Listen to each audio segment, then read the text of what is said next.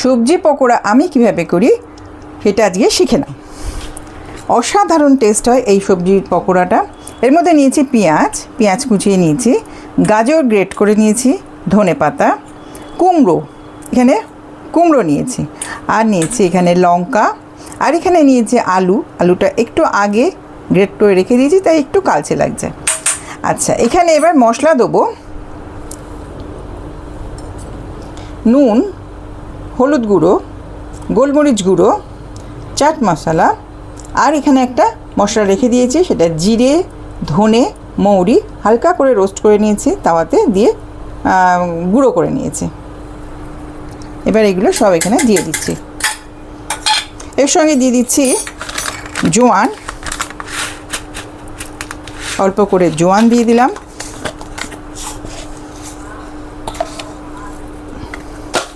কালো জিরে, তার সঙ্গে দিয়ে দিচ্ছি চালগুড়ি, এটা হচ্ছে 2 চামচ চালগুড়ি, আর এখানে 4 চামচ আছে বেসন দিয়ে আমি এটা অল্প করে জল দেবো, দিয়ে এটাকে একটা মেখে নেবো।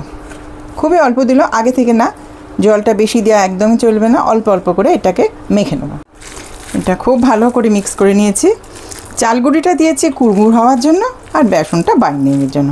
দেখো বেশ সুন্দর হয়ে গেছে বাইন্ডিং। এবার অল্প অল্প করে ছোট ছোট করে দিয়ে আমি দিয়ে দেবো। তেল হয়ে গেছে, ছোট ছোট পকোড়ার আকারে করে নেব। সম্ভব টেস্ট হয় এটা। এবারে এটাকে উল্টে দেবো একটা করে।